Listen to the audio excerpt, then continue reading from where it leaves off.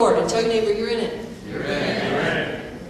Why do you think God's been teaching us and training us all these years?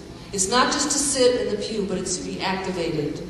It's to be activated. You're all leaders. Turn to someone and say, you're a leader too. You're a leader. You're a leader. God's growing us up. In 1 Peter 5 it says, though you suffer a while. Why are we suffering sometimes?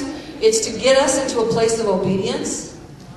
It's also to get us humble, because a lot of us, we think we've got it, and we get hard, and so God has to soften us again. The best way to soften us is when we get pressure, we cry out to God. We don't like it, but that's how we are. God's taking the church to a new level and to a new place in Him.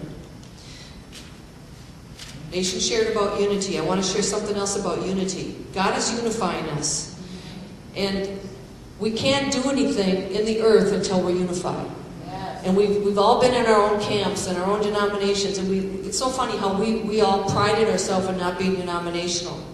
But because of the flesh and because of the way we are, we're idolaters at heart. That's why God has to keep telling us, don't worship anything but me. Because flesh and blood wants to always worship something besides God. So God has to constantly say, okay, that was used for a while, now I got to tear that down. Now we got to see what else God's going to raise up, because of the way our flesh likes to be settled in comfort. I want to read something from Rick Joyner about unity.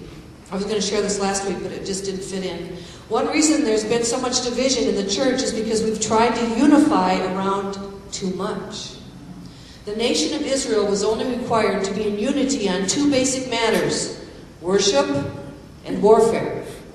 They were to worship Jehovah together in the manner and the place that He had prescribed, and they were to always be ready to mobilize and defend any of the tribes that were attacked. God's going to start connecting us, divine hookups with people. And this last week when we went to a different church almost every night, I started seeing how we have to unify around certain things, and there's some things we're just going to have to let slide by. We don't have to agree with everything, but we can unify on some things.